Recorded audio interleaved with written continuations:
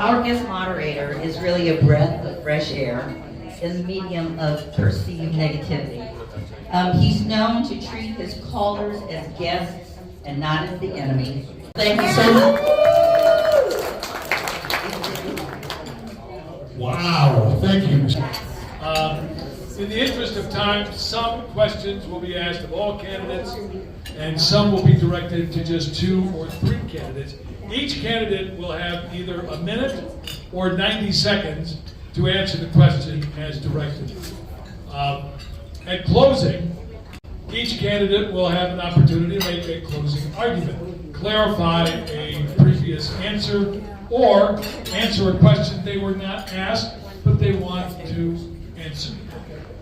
And what qualifies you to be a Nevada U.S. Senator? Look at my qualifications.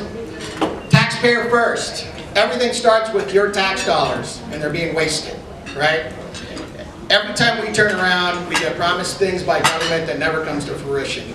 I was aghast at this last bill that they were trying to pass where they coupled the border security with Ukraine. Those things should be single bills by themselves because I think we would fund border security. I don't know if all of us would fund Ukraine. My qualifications for this is that I've got an MBA from the Grazia Deal School of Business from Pepperdine University. That's a Presidents and Key Executives program. I've traveled around the world, sat in boardrooms in India and in Thailand. I've questioned all the business people over there from more than multi-million-dollar companies, even Fortune 500 companies. I think this, along with the fact that I run a multi-million-dollar portfolio of real estate and businesses that includes airplanes and hospitals, and I develop hospitals, gives me a very unique position to show people how government should be cut and then run efficiently. Thank you. Stephanie Phillips, everybody. I jumped into politics during COVID, and I didn't like how our government was shutting us down. They were tyrannical. All of these mandates, everything was unconstitutional. I did not recognize the country I was living in. And everything since has just gone downhill. Our country is in crisis. And if we don't stand up in 24 and do something different in this state and in this country and elect new leaders, we are going to lose our country. I am qualified because I am one of your own. I have lived in this community over 30 years. I have contributed to this community, to nonprofits, to the children in this town. And I have been in the real estate business 30 years. Started my own company when I was 19 years ago, and I have been serving Nevadans for all this time. I know how to represent people, I know how to serve them, I know how to negotiate for them and mediate and bring two sides together for a common goal. My business is based on trust. My clients trust me implicitly, and that is so important that we are able to trust the politicians that are representing us. So I stand before you, I ask for your vote, I ask for your support. You can trust me, a true Nevadan, to represent you for the right reasons. Hello everyone, I'm Dr. Jeff Gunter. Why am I qualified? I'm qualified because I'm a former U.S. ambassador to Iceland under someone by the name of Donald Trump. I'm qualified because I was a tremendous fiduciary of each and every one of you. One of the roles of ambassador in the State Department is a lot of countries ask for a lot of money from you, and the buck 100% stopped with me. I'm qualified for this because I worked with Donald J. Trump, where we had about 120 accomplishments at the U.S. Embassy, and we finished it in the setting of COVID with zero COVID infections and 0 deaths. The work continued at U.S. Embassy Reykjavik, just like it should have continued here in the great state of Nevada. The other, probably most important aspect of why I believe I'm qualified is I'm a physician. I've treated 20,000 Nevadans, about 10,000 for skin cancer. And the same clarity, the same honesty, the same dedication that I gave to each of my patients with skin cancer, I will give to each and every one of you as your next U.S. Senator from Nevada. Thank you. Hello everybody, thank you for coming. Why am I running for U.S. Senate? I have been disgusted by the direction of our country for decades. And I decided to get involved in 2016. I ran for office out here, and I won the assembly seat representing District 37. And I had the most conservative voting record during that session of every other legislator in the Assembly or the Senate. So that means that I did not compromise my principles. I voted for you, and I did not stab you in the back. Many of you in this audience told me when I got in, don't do like most other politicians and turn your back on us once you get in. I demonstrated that I did not do that. I'm the only candidate in this race that can say that. I'm the only one that has a record. And experience matters. I will not be learning on the job. I have experience in Florida. I worked for the governor's office there for 8 years, so I know from the executive branch and I know it from the legislative branch.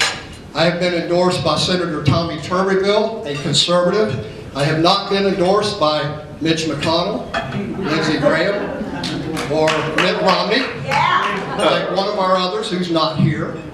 So experience matters. June 11th, you get a choice to send who you want to represent you in the November election against Jackie Rosen. You got to send somebody that's strong, that's been there, that knows how to work in the trenches, and I have, and I know exactly all the tricks. So, Jim Marchant, vote for me on June 11th for the primary, and appreciate it. Thank you. Hello everybody, I'm Tony Grady, and I'm running to be your next United States Senator to defend the American dream.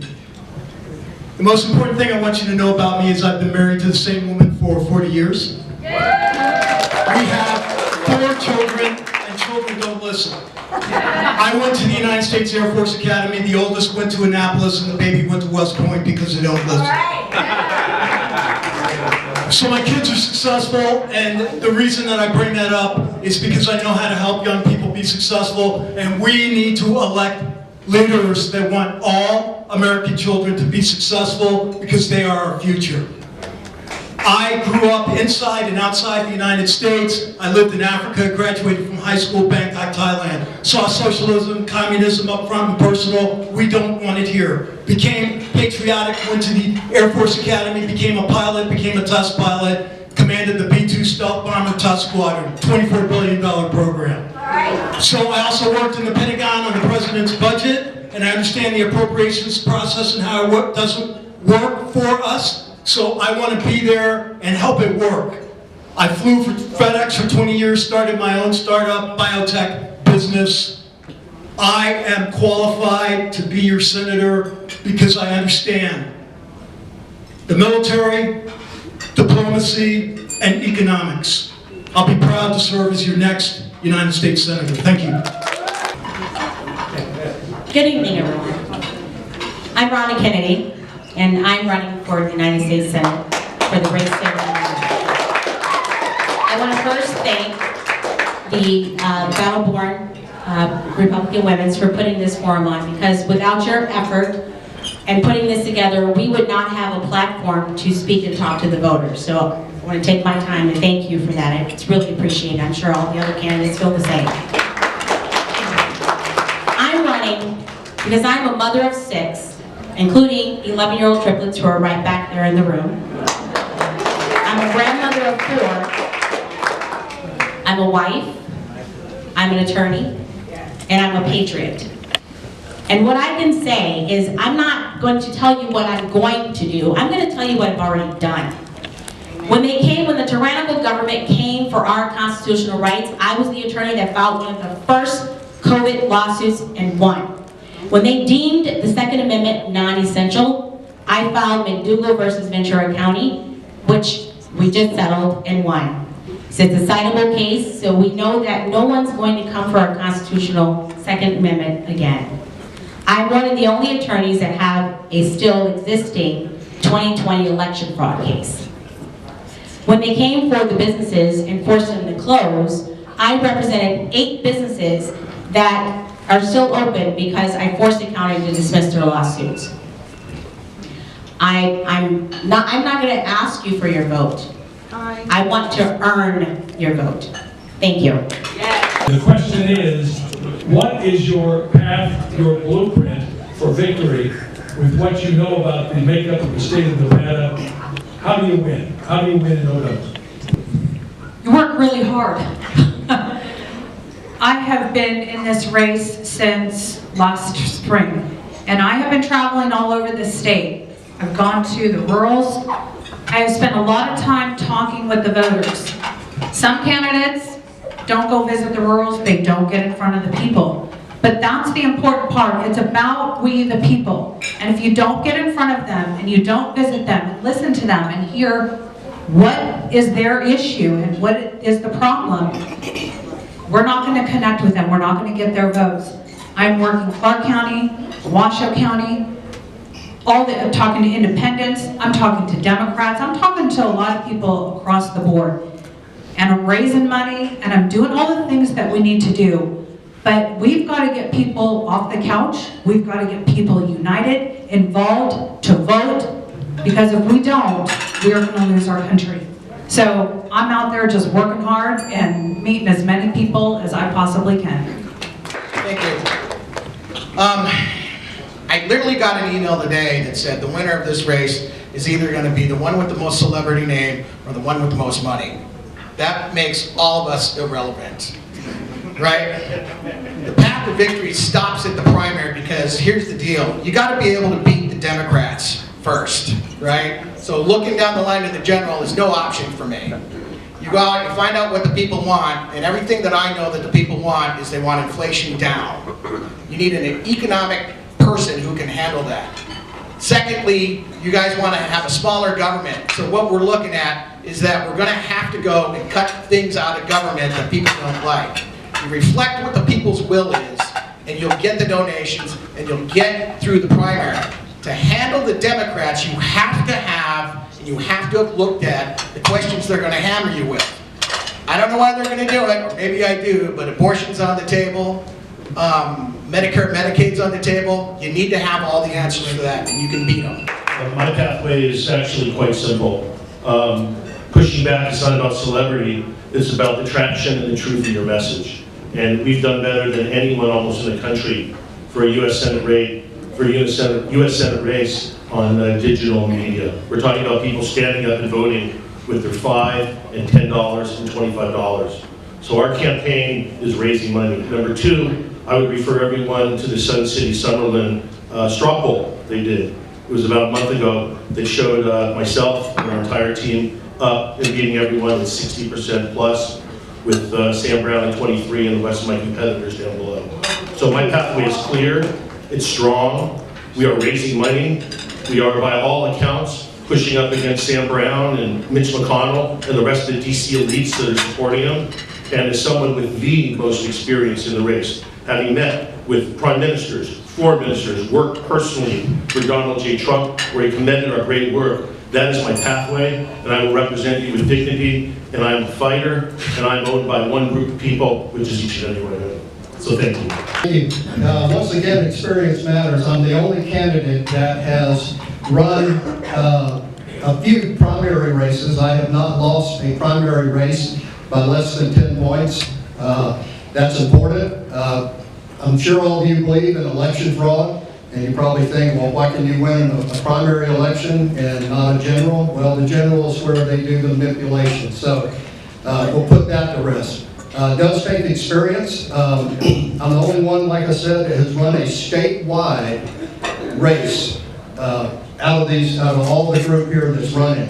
And like I said, that's going to be very important. You have to be able to raise money. And that's very difficult in these times, especially if you're MAGA, America First. But I'm raising a little bit, not as much as Sam Brown. Sam Brown has a lot of money from the elites. And that's what we have to fight against right now. So that's my message.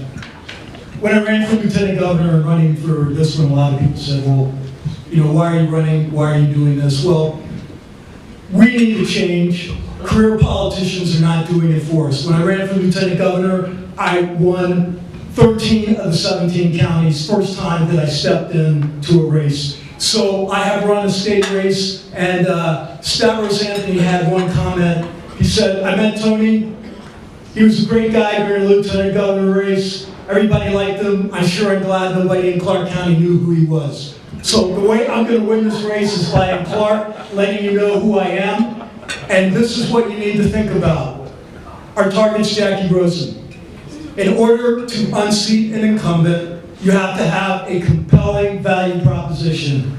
Of all the candidates here, I'm the only one that understands the military instrument of power, military strategy. Foreign policy, the economic instrument of power, diplomacy. I have worked memorandums of understanding. I have worked with other governments. Commanding the B-2 Stealth Bomber Test Squadron, I've run a very large program. So think about who can be Jackie Rosen. That's how I'm going to win. I'm not going to say that the other candidates are unqualified. I don't need to talk about the other candidates. They're talking identically what I've done, what they haven't done, and blah, blah, blah, blah. I'm just going to focus on what needs to be done. And in order to win this race, we do have to beat Jackie Rosen. And we have to beat the Democrats at their own game. And how we do that is we need to do what Donald Trump did. I can say that Donald Trump endorsed me. I can say that I've done this, I've done that, I've been in entertainment, I work for the Jackson family, but I'm not talking about that. I'm talking about what's going on right now. And what's going on right now is America is hurting. And this is our last front. If we don't win this election and take this country back, we're going to lose it. And I relate to everyone. I'm the one that's down in the trenches. I'm converting Democrats to Republicans. I'm communicating and explaining where the Democrat Party was and how the Republican Party was founded. So, I can be Jackie Rosen.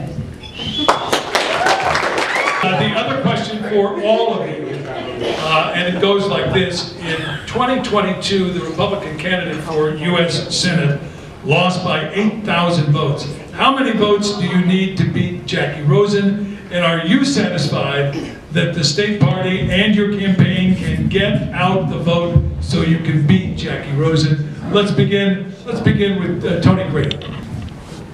I think it's important that what we need to do to beat Jackie Rosen is to clearly state our message so that the people know that we're here to represent them. I've been to the Cattlemen's Convention, and they've never seen Jackie Rosen in the 5 years that she's been there. There's a lot of other places that have it. I've been in every single county in the state since I've been announced. So what I need to beat Jackie Rosen is to have a presence in the county so that folks know who I am, be very clear with the message, and our campaign is working on that. If you go to my website, you'll see all of the news interviews, and the number of votes that I need is going to be based on what happens in terms of how we register folks. So I'm thinking up around 122,000, somewhere around there. But the real deal is that it depends on who is registered and who we need to approach during this campaign. And my campaign is up for it. One thing we've got to have is a fair and transparent election. We're not going to win in 2024 unless we do something about that. Most of you know that I ran for Secretary of State in 2022 and lost, even though I was ahead by 20,000 votes 2 days before the deadline. And so we know exactly what happened. So I've been working nonstop before that election on how they cheated and how to mitigate it. And I've been working very closely with people like General Mike Flynn and President Trump and others. Dick Morris is another one. Very close to implement some possibilities in our election system nationwide to ensure that we have a fair and transparent election. We're going to try to get as close as we can to a fair and transparent election. And if we do, we're a red state by far. It's not about really what we're going to do, it's what we're already doing right now. For all you who went to the Nevada caucus, you probably saw my team out there. We had about 20,000 voter contacts during that caucus. And it's all about preparation. It's just like building a house. It's about really the prep and everything that you put in when you do it. And that's what we're doing. We're building a house of victory for Nevada. So we had about 40 volunteers. We have a great team. It was just really kind of a beta test for the way that we are going to ballot harvest. For many of you who heard my message, I believe in mules, not lawyers. If you're hiring lawyers at the end of an election, you're not doing well. We need to have an army of the faithful out there ballot harvesting, and we have to beat the Democrats at their game, and that's what we're going to do, and that's why I will be the next U.S. Senator representing you from Nevada. I believe there were over 1.2 million voters for the Senate race in that last election, and we're about evenly divided. But we need to have way more than half. People see what's happening in this country. They see what's happening at the border. These people are not following the Constitution. They're not protecting our country. I imagine a lot of people are going to be moving over to the Republican Party this time because we're the ones that are fighting for the country. So yeah, we need a bunch of votes to beat Jackie Rosen, and I would say well over 600,000 to beat her. And we can do it, but we need to get people out to vote. Everyone that is here, you go out in your community and encourage people to get involved and to vote. That is the only way that we are going to beat them, because we know they're going to cheat. So we have to overwhelm the system and really come up with these numbers and get out to vote. We need 8,076 votes. Last time I ran, it was nonpartisan. I ran because I got angry about the water. Adam Laxall lost by 7,996 votes or something like that. And my little effort got me 8,076 votes of independents. Independents love me. They're going to love me again. That being said, 175,000 Republicans didn't vote last time. That's the key. You got to energize those people who haven't voted to think that they have somebody they can trust in, and who's not going to be so hard to the right that they turn them off. Republicans, they sway, right? We're not of one mold. We fight with each other. We love fighting with each other, and we'll probably be fighting with each other on the day that the election is run. We just need that 175,000 people to show up and voice their opinion. Thank you. What we have to do is we have to focus and concentrate on the general election. We're talking about the primary, but we're going to need those crossover votes. And when I ran for Congress, I won Democrat precincts. And I'm actively creating Republican voters by converting Democrats to Republicans. We have to do that. We have to reach out. We have to reach out across the aisle and talk to different communities and convert them over to our side. They're ready. I'm out there every single day talking to the voters that normally no one visits in the Republican Party, except Donald Trump, who had it right, which is why in 2016, he shocked everyone, including Hillary Clinton, when he won the election, because he had votes that they weren't anticipating that he would get. And I have those votes. And I disagree with not having lawyers, because I'm a lawyer, and when it comes to election integrity, I have one of the only lawsuits that's still pending in court today. And here we go. In your opinion, what is the #1 problem facing Nevada today? You can only name one, and what would you do about it? Sure. It's inflation, because nobody can afford anything anymore. Even the basics in life are getting tough to afford these days. If you guys allow me to go to Congress, go to the Senate, the first thing I would probably do on inflation is we would immediately bifurcate the budget. We'd have a budget that would be a primary budget where everything that functions, that allows the federal government to function on a minimum basis, always gets passed. The secondary budget would have to be a budget that, if you don't make it in the secondary budget, NGOs or college things that, college studies that allow apples to brown, you don't make it. You don't get it. We got to start living within our means, and it's time to start pressing our leaders to do that. No more borrowing on the credit card. Thank you. I travel all over the state, and everybody talks about the economy. They can't afford gas, they can't afford groceries. Everybody see their gas bill this month? Yeah, I know. The power bill, water bill, everything is going up. People on fixed incomes, they can't afford this. And most people can't, and people are hurting. When Biden got into office and he cut the Keystone, killed the gas and oil industry, the supply chain was crunched. I mean, it was a trickle-down effect. It was a domino effect, and it started with that, and everything went downhill from there. They have been spending our money recklessly. We've got high interest rates. There are so many things. We need to reverse, do the exact opposite of what he's done to this country the last 3 years, because he has completely destroyed our economy. For myself, it's three things. The border, and the border. If you do not have a border, you do not have a country. If you do not have a border, you have fentanyl killing our citizens and our children. If you do not have a border, you do not have free and fair elections. You need a border to have a country, and what I would do as the next U.S. Senator from Nevada, I will support Donald J. Trump, the greatest president we've had since Abraham Lincoln. And they all say Donald Trump is 100% Donald Trump. Well, I'm 110% Donald Trump, and I will help him shut the border down. Immigration. Like Jeff said, if we don't have a closed border, we don't have a sovereign country, and nothing else matters. Too many people are sneaking into our country. We have sleeper cells all over our country, just waiting to be activated.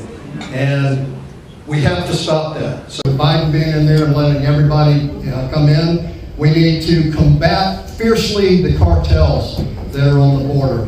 That is how the bad people are making their money, and we need to stop it. So I agree, the border is the number one issue, and then closely second is the economy, and we deal with that after we close the border. Thank you. I agree with this border. Also, we need a strong executive to close the border. In the event that we don't have a strong executive, because right now the Biden administration is violating the section 4 of the Fourth Amendment, and the fact that they're supposed to protect the states from being invaded, and we're being invaded. So if we don't have a strong executive, we have to have the Senate, whose job is to advise and consent and hold the executive's feet to the fire to seal our borders. We have sealed our borders in the past. Again, under the Trump administration, as it's been mentioned, Donald Trump had policies that protected our country, but even prior to that, we had sealed our borders and we weren't assimilating people coming to the country. So we need to seal the borders and fix our asylum laws so that we properly assimilate people into the country, because nothing's wrong with immigration, but we don't have immigration right now. We have an invasion. Thank you. Well, the first thing I want to do is to secure our election by having a voter ID. There is no reason why there should not be voter ID. If you're a U.S. citizen and eligible to vote, then you should have an ID and vote. Because without a secure election, great. Conspiracy? Push the button. All right. Got it? Yeah, Democrats are not so tonight. But if we don't have a secured election, then we don't have a country. And I don't know if you've heard, but I'm black, and I know how to get an ID. Yeah. I'm not too poor and stupid to know how to go get an ID, and it's very insulting. So when I go check into a hotel and they ask me for an ID, I say, I don't have one. I don't need one to vote, so I shouldn't need one to check into a hotel, right? So that's the number one thing, is we need to secure our elections, and by doing that, it's voter ID. And we need to stop incentivizing people into illegally coming into this country, like New York, giving $1,000 to people coming here. I'm sorry, I'd like $1,000 for my household, but I don't get that. Time. The next question is for Stephanie, Barry, and Ronda. Ronda, you begin. In your opinion, what is the most important responsibility of a U.S. Senator? Upholding and protecting the Constitution, and actually standing up to those who don't. There are so many politicians that are in office right now that whimper down and don't actually represent the people of their district. They let people like Mitch McConnell bully them into doing what they want. My vote will belong to the people, and anyone who knows me knows that I don't back down to anyone, and I will stand up to everyone. And if you are violating, I don't care. I love Donald Trump. I actually bought the domain names Donald Trump for America in 2011. But if Donald Trump, my favorite president, does anything that's against the Constitution, I I will stand up to him. I will stand up to anyone to protect the life of my children and the future of my children and the future of America. Thank you. I hate calling an attorney on that kind of question. She just took all the air out of the room. And I agree with her, right? She's a smart woman. You got to give her credit, right? She's fought the good fight. So I say that earnestly. What I would add to that, and I can only add to that, is that you represent the people of your state faithfully. Much like if there's questions like the abortion question, the people of this state want abortion within their constitution. As a senator, whatever your beliefs are, you represent that faithfully because you're a servant of the people. You have a fiduciary responsibility to the people. You should not be wasting their money or spending it on frivolous things. It's a very important position, and you can change the way people live. That's how seriously you have to take this. With me, there's no big umph with the title of senator. It's a job anymore. So thank you. That's all I can add to Ronda. Not only is it following the Constitution, all of these spending bills that they have before them, and they consider spending billions of dollars in other countries before securing our border, before taking care of Americans. No. I will never sell you down the river. I will put America first. I will put our priorities first before anybody in any other country. And this border bill that they had on the Senate floor, and those 20-something Republican senators voted for that, I was horrified. I will never do that to you. I will always think of you first and think of our country first. And that is important because how they spend our money, that gets our country further and further in debt. And something has to give, something has to change. And that's going to change with the right leader in that seat. And that is me. Thank you. Our questions from our Spring Valley High School students who are here. Welcome to them. Thank you for coming. The next question is for Jeff Gunter and Tony Grady. What is your plan to help schools remain a sanctuary for education and safety rather than a target for people with political agendas and issues? First of all, thanks to the students that are here. Like so many of us are here, we're concerned about America's future. It's not about ourselves. It's about an America that, quite frankly, many of us don't recognize. And we're here for our children, we're here for our grandchildren. So God bless the students that are engaged here, and thank you for the question. Most importantly, the question again is? Sorry. What is your plan? Oh, my plan, quite frankly, is to shut down the Department of Education. Plain and simple. I'm part of the Trump administration. Betsy DeVos was phenomenal. She's an incredible part of his cabinet with the Department of Education. But the answer is really straight and simple. We in Nevada can make the decision ourselves. We don't need a big government bureaucracy. I've seen the way the federal government wastes your money. It's shameful, and we're going to get rid of the Department of Education. I'm going to help President Trump do that. I'm going to have his back on that issue. I'm glad the future is here because they're going to be learning from what we're doing, and they're going to be holding us accountable. President Reagan, one of the most popular presidents we had, could not shut down the Department of Education, so I doubt that Senator Tony Grady will. However, with being a small government kind of person, I would influence the Department of Education to no longer be in a role where it dictates to the states what they do, what curriculums, but would change it to a repository for best practices so that states can go there and try to help get problems solved. How we run schools is internal to the state, so I would support the folks in the state government as to what they need. And what happens from a senator's viewpoint is we work with land. Since 87% of our land belongs to the federal government, we may need to get some land turned back over. We may need some appropriations. But I would work for a smaller government. Thank you. We'll begin with Barry Lindemann. Polling shows that Americans have lost trust in our federal government. What will you do to regain that lost trust? Well, do exactly what they say, whether I like it or not, right? People put you in this position because you're supposed to represent them. And we get this question all the time. How can I trust you? How can I trust you? It kind of goes along with the idea of why you want this job. Well, I want this job because I can't leave it to my kids the way the United States is right now. And I don't trust anybody else to do it anymore. I've been like you. I've been sitting on the sidelines watching all these fools go in there and behave in certain ways where they tell you one thing and the next thing you know, you don't know what they're doing. It's amazing to me. So where I come from, I take a pretty hard stance on everything, and I've been known to throw a few people out of the office here and there, and I won't have any problem doing it when I'm in the Senate.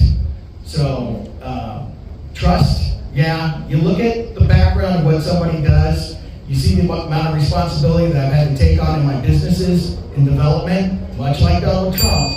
And you gotta be a trusted person from everybody around to get the job done. First thing I'm going to do is do everything I said I was going to do when I'm running for office, because that's where trust comes from. If there's something I can't do because it's not within the constitutional power for me to do that, I'm going to educate the public and say, I'd love to do that, but I can't. Like at our first debate, there were candidates that said that they would fire the Director of Homeland Security. And I finally said, you can't do that. That's not within the constitutional power of the legislative branch. But there's other things you can do. And additionally, the American people need a voice. I've been fighting for the everyday average American before I was running for office. I fought against human trafficking for CPS. Child Protective Services, that's a pipeline for human trafficking. I actually had a case, got death threats. My co-counsel was murdered for defending children. So I would continue to do that. For Stephanie Phillips and for Jim Marchant, let's begin with Stephanie. What is your plan to address the mental health and well-being of young people, given the unique stresses that they face with social media and today's fast-paced world? You know, I have talked to a lot of people in this state about the lack of mental health facilities. So I would definitely encourage getting more in our state, not only for our veterans, but for our kids. And kids today, they're facing this ideology that is being shoved down their throats. I don't agree with that. And they're very confused. And the adults are lying to them, like telling them that men can have babies. And there's more than two genders. And all this other stuff that they're teaching them.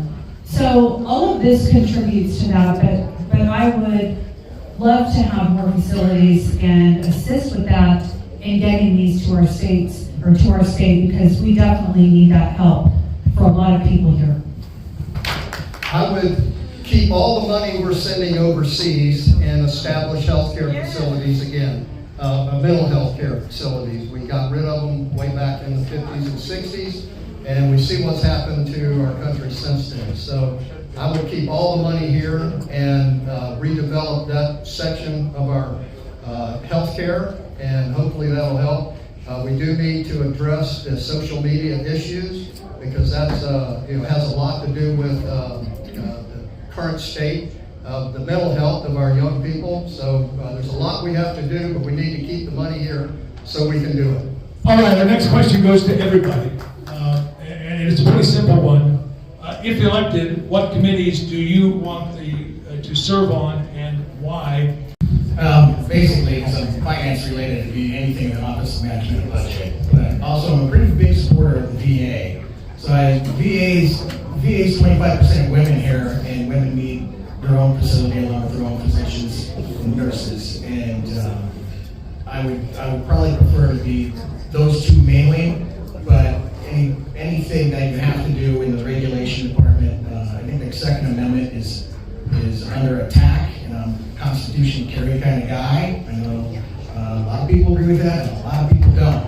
So those are basically the committees that I would vie for, depending on works out. Thank you. You know, I've said this before, the Veterans Affairs Committee would be number one. My son serves the country. My kid's father is a retired Lieutenant Colonel in the Air Force. My brother-in-law is a retired Green Beret, and more than any other group of people that calls me in this state, it's the veterans. And they tell me all the problems that they have and that they're facing. We need to do so much better. And I'd also like to sit on the judiciary to hold these people accountable. We have a corrupt FBI and DOJ. We have corrupt federal judges. There's so much that we need to do and oversee and hold these people accountable for the things that they do. Having extensive experience in foreign policy, having represented the President of the United States, having represented each and every one of you as an ambassador who's exemplary and plenipotentiary, I'd want to be on the Senate Foreign Relations Committee. I'd want to help stop these endless wars. I want to clean out the State Department. All the State Department officials have to come through the Senate Foreign Relations Committee. I know who they are. They can run, but they can't hide. And I will make sure, as on the Senate Foreign Relations Committee, we will make sure that we have great representation of the State Department. We will stop the endless wars, and we will make sure that your money is well spent instead of on endless wars abroad, securing our border as well. Okay, 3 committees. Number 1, anything to do with financial.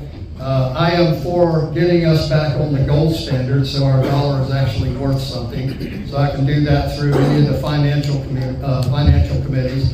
Energy is another passion of mine. There's no reason in the world why we're paying so much for our energy.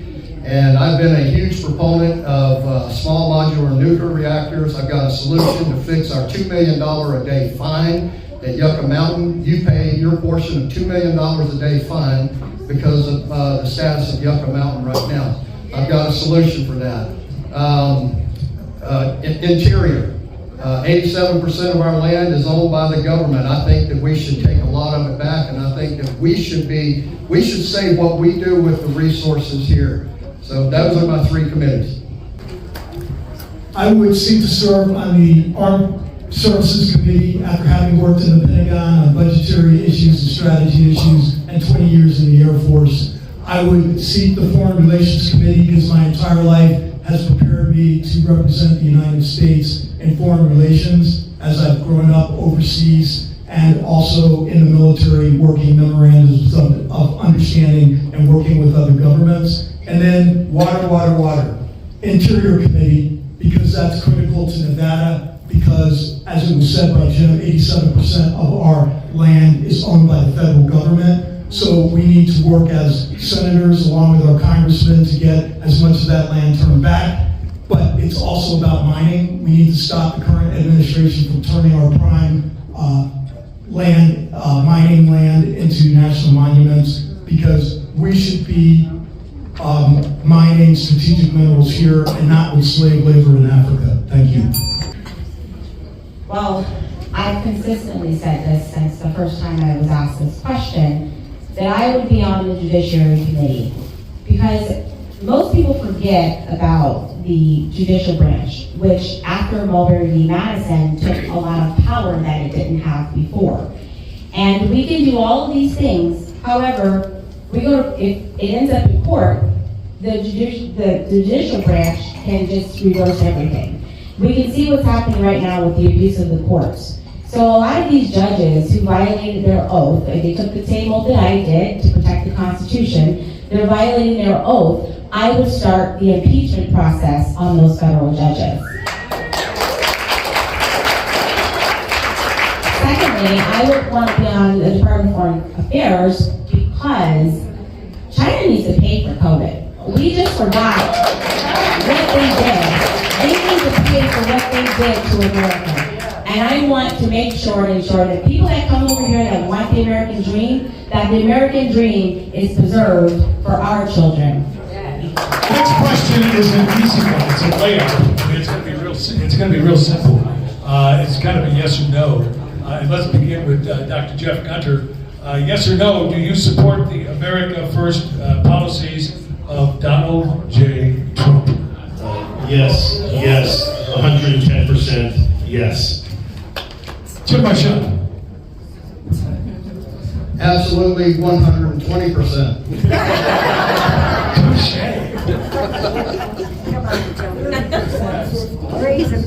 Brevity, yes.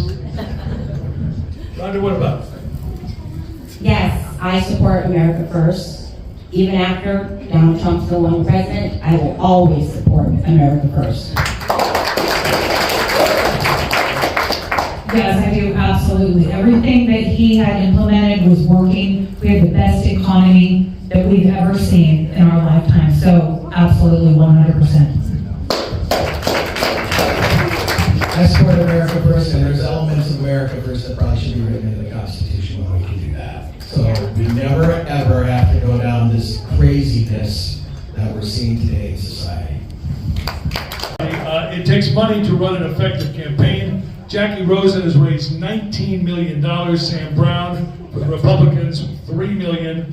How is your fundraising going? And are you going to be able to compete financially? Let's begin on that with Tony Grady.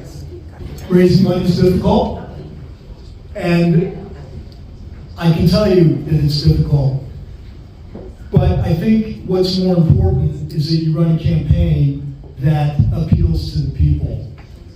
Money is not the sole determiner of who would win, or we would have had President Jeb Bush and President Michael Bloomberg. So our campaign is raising money as best that it can. We will continue to raise money, but our focus is going to be on the people. Thank you. I've said this before, that Nevadans and Americans are not for sale. It's always about how much money you raise. Well, if I was Sam Brown and I had a sugar daddy that just donated money to me, we'd be in a good position. So you gotta look at where your money is coming from. I have about 45,000 individual donors. That's people who donate $1, $5, whatever they can. Because America's not for sale. And that's what Mitch McConnell needs to understand, that he needs to tell China that these votes aren't for sale, and we need to send Sam Brown packing. And I would support any of these people up here before I would ever support sellout Sam Brown. I've gotten here without asking a person for $1. I know. I've been here in every single debate. I've been out there competing. I haven't asked anybody for $1. It's not that I don't have people who are sitting there ready to write checks. That I just don't need it right now, and it's all strategy. And I'm only thinking up until the primary because the general's going to be something different. This is a marathon, not a sprint. Anybody who thinks that they're ahead of the race today may not be there tomorrow, right? And soon enough, now that the primary and the caucus is all over, and people can focus their perspective, and we have room to breathe, you're going to look at us in a different way. And I think at that point in time, you're going to go, oh, I didn't know that about him, or I didn't know that about her, and your vote's going to get swayed. Thank you. It's not everything. And we've seen races across this country where people have won, they didn't have the most money. You remember the guy from New Jersey that took out the 15-year Democrat incumbent?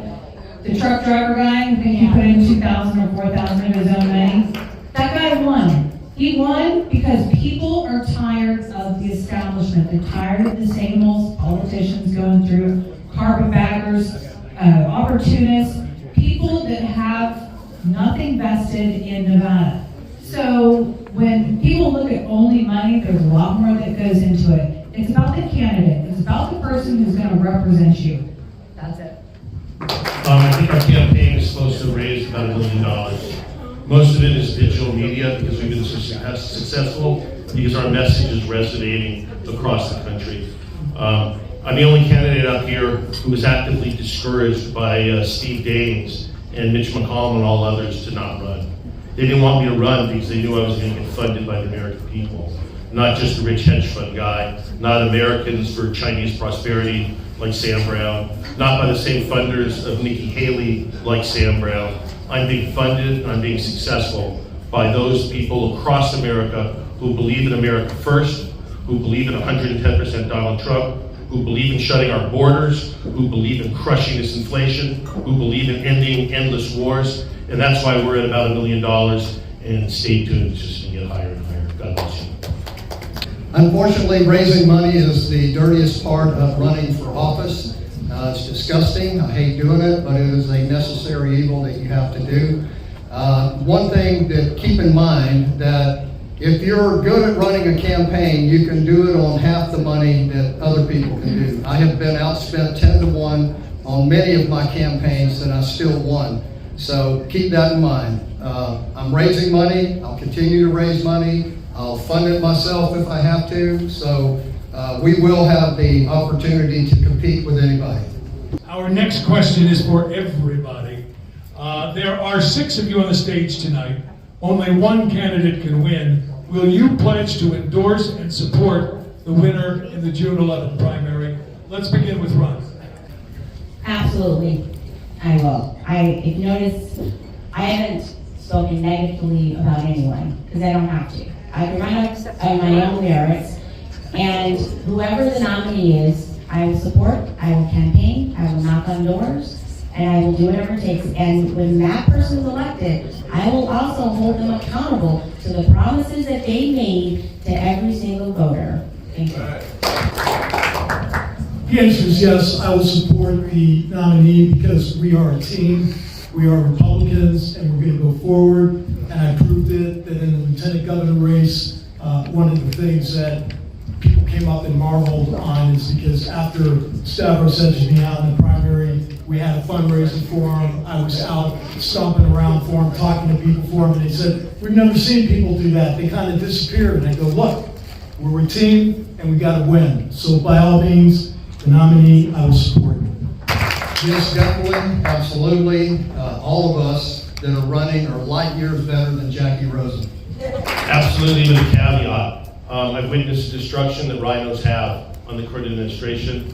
I've witnessed the problems, quite frankly, that Donald Trump had with all his great policies being attacked not only from the left, but also from the right. So absolutely, I will support the candidate, but I will keep an eye on them, and I will make sure that they are America first, they are pro-Donald Trump, and they are loyal to the people in Nevada. I would love to be able to support the nominee. We are a team. We have to defeat Jackie Rosen, regardless of which one of us it is. But we also cannot forsake how we feel and our morals and our values. Because if somebody is up there and is going to vote for Mitch McConnell instead of us, we the people, and forsake us, that's not any better than Jackie Rosen. So we need to really think about who we put through this primary, because I can tell you that Sam is going to vote for the establishment and for Mitch McConnell. He is not going to vote for we the people. So it's very important that we put the right person through the primary who's going to stand up for you. That is me. I accept these other 5 candidates' support. I thank you very much for that. You support me in my endeavor here. So, one of these things, guys, if they're going to have an R by their name, you got to get behind them. I've watched the Republican Party fracture, and it doesn't work. You lose. So you're going to have to come together and coalesce, hold your nose if you have to, and you're going to have to strike the big R. All of us will do it. I'll be one of them. Thank you. For that, we begin in the middle with Dr. Jeff Gunter. First of all, thank you. 90 seconds. 90 seconds. First of all, thank you all for being here. Battle-born Republican women. The big red wave is going to start here, right here in Sutherland. It's going to radiate out through Clark County. It's going to radiate out through Nevada. And it's going to go across the country. We will win the U.S. Senate. I will be the next U.S. Senator. I am the only person on the stage, respectfully, to our great candidate who could beat Jackie Rosen. I'm the only person who has the fundraising ability. I'm the only person who has the foreign policy experience. I'm the only person who's met with foreign ministers, prime ministers. I'm the only person who's worked on memorandums of understanding on behalf of the United States government in Iceland. I'm the only person with the depth and breadth of experience on issues of Israel. And trust me, Jackie Rosen cannot go up against me in any way, shape, or form on the subject of Israel. And most importantly, I've treated 20,000 Nevadans as my patients. I've taken care of each and every one of you. And when I go to Washington, D.C., I will not be beholden to Mitch McConnell or any of the D.C. elites. I will be beholden to each and every one of you. God bless you, and thank you for having me. What are the first 3 words of the Constitution? One more time. Has a ring to it, doesn't it? This is about we the people. This isn't about me. This isn't about the seat, the name, the fame, the power, the money. It's about we the people and us. And it's about electing a fighter who is one of your own, who's been a part of this community, who has had an entire career of serving Nevadans, negotiating for Nevadans, putting their best interest first. It's about us. We have gotten lost along the way. I am putting everything on the line. My income has been cut in half because I have been on the campaign trail. I am the only candidate who has donated in kind to their campaign. Some have loaned. I have donated thousands, and I don't get that money back. But I have done that because I not only believe in my mission and what I'm doing, I believe in you. I believe in Nevada and this country. I am putting it all out there. I talk the talk and I walk the walk. And I will be the best one to represent you. I will be the only one who will be able to defeat Jackie. And I believe that if we all unite together, we are going to have somebody in Washington who is not going to be self-serving. They're going to bring your agenda to Washington, not mine. So it's all about we the people. You have a fighter in your corner, and that's me. Like I say, I've got my 18-year-old here tonight. He's born in Mountain View Hospital, so I am that COVID Clark County CCSD dad, right? Who had to bounce him back and forth through schools. Also, my oldest son here, who was a cop, making sure that we're all protected and safe for 5 years while we slept. He's here today. So I am Nevada, and nobody can take that away from me on that. Here's the thing: it's going to come down to money no matter what, and who you send there. The minute that they can fire up that engine and make it stop eating money and return money back to you, that's when you begin to have progress. People up here will say, drill, baby, drill, and I'm like, do you even know what that means? We had all the wells we needed back in 2019. We don't need to drill anymore. We need to pump. We need to signal credit markets to invest in our country, in our communities, and in our industries. That's what needs to happen to the federal government and the budgets that go on with it. I'm telling you right now, if you don't sit there and think about where money goes in credit markets and how it's spent and how it's going to land in your wallet and in your bank accounts, because everybody's low, then we're not going to have anything. And that's when you're on your way to socialism. That's when the government steps in and goes, oh, let me help you out. I don't want the government to help us out, because we can all take care of ourselves when we get the right sort of economic systems in place where government leaves us alone. Remember, it's a constitutional republic, not a democracy. Thank you. So, I'm just gonna keep it short, keep it simple. I'm not going to talk about I'm the only candidate that did this and that, blah, blah, blah, blah. My track record is my track record. My husband always tells me I'm too modest because I've done so much that I don't talk about it. Why? Because it's just like instinct. It's like if your kids fall into the river, you just instinctively jump in to save them. That's what I did during COVID. I've been doing that even before I was an attorney. I stood up for constitutional rights because that's always been my beacon, is the Constitution. Ever since I was a kid and actually learned about the Constitution, had to remember the preamble to the Constitution, the first 10 amendments to the Constitution, every president. That was the things that we learned in school. And that's where my love for this country and the Constitution started. I put my literal life on the line. My 26-year-old daughter back there asked me not to run because I was getting death threats, because I stood up for other people, and I stood up for children who are being trafficked. My co-counsel was murdered. I said that earlier, but it's real, and I will continue to do that. And I know leaders of country. I know the Prime Minister of Antigua. I stay at his beach house when I go. I know a lot of people, but I don't need to say that. I want to say that I'm going to protect the Constitution and U.S. rights. Thank you. Famous guy once said, judge a man by what he does, not what he says. I've been doing all of my life. Currently, you do not pay sales tax on internet access because I fought the government back in the mid-90s.